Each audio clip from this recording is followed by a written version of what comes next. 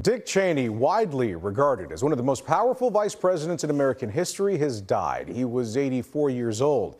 Cheney served under former President George W. Bush from 2001 to 2009, the culmination of a long and impactful political career. CBS's Jared Hill looks back at his life.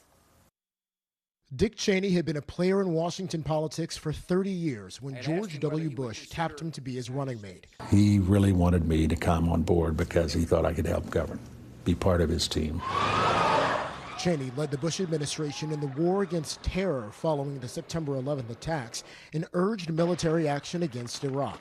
There is no doubt that Saddam Hussein now has weapons of mass destruction. Infamously never found, Cheney blamed bad intelligence and remained an influential advisor to President Bush. Dick Cheney, a man of great integrity, sound judgment, and experience. Richard Bruce Cheney was born in 1941 and grew up in Wyoming. He married his high school sweetheart, Lynne, with whom he had 2 daughters. In Washington, Cheney worked as an assistant in the Nixon White House. He then served as President Ford's chief of staff and won 5 terms as Wyoming's representative in Congress. At age 37, he suffered his first heart attack.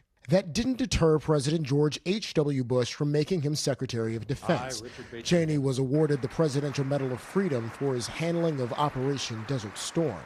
He suffered 3 more heart attacks before becoming vice president. In terms of the kinds of activities I can engage in professionally, there are no restrictions. While vice president, Cheney accidentally shot and injured his friend Harry Whittington during a hunting trip, a mishap he called one of the worst days of his life.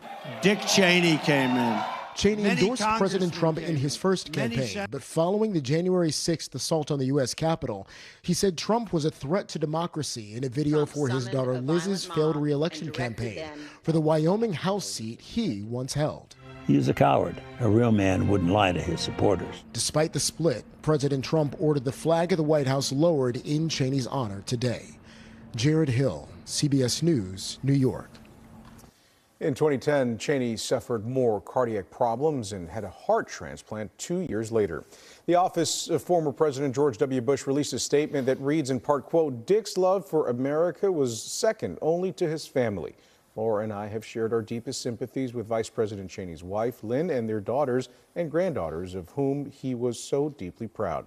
And we're praying for Lynne, Liz, Mary, and the Cheney family as they honor a great man."